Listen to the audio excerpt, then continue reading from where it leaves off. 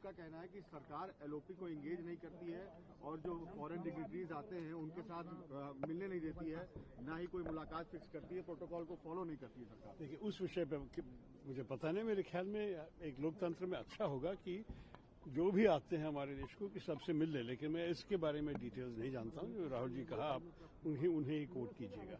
मैं सिर्फ ये कहूँगा, I think this is an important visit. I think for our country there is no doubt that there are very important bilateral relationships to be maintained with Russia, with China, with America, and we cannot accept a proposition that says that any one relationship has to be determined by the nature of another relationship. We should have the sovereign autonomy to actually decide the terms of our own engagement with each country, and it's in that spirit, I believe, that we have maintained good relations with Russia, with America, and with China. At different times there are different emphases.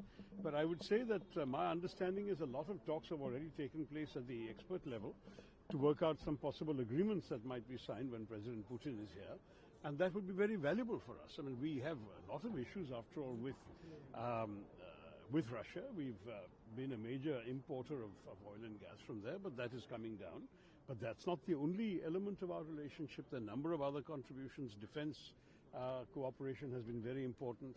We already saw the utility of the S-400 air defense system during the Operation Sindoor. There's now discussion of more S-400, maybe S-500. I don't know what's going to happen. I'm not privy to these conversations.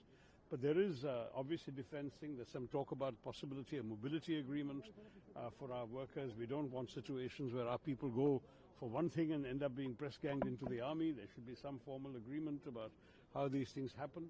So I think there's no doubt that there is a lot to be discussed, and I'm convinced that our Prime Minister and President Putin will have very good conversations. So let's see what comes out. Some of the ambassadors, think that their government should respond to the claim made by the leader of opposition, Rahul Gandhi, that he is not allowed? That's above my pay grade. I think it's an important issue in a democracy.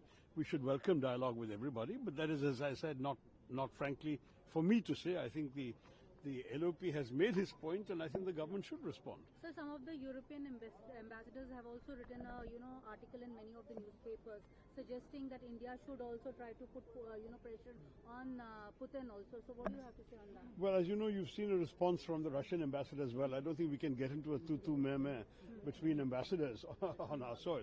All I will say is that from India's point of view, we have always stood for peace in any conflict, whether it's Ukraine, whether it's Gaza, whatever it may be. We are a country that has, by and large, advocated peaceful resolution of disputes rather than military. And I think certainly, to the extent that we can contribute towards peace, I'm sure that the instinct of our country is going to be to do that. Thanks.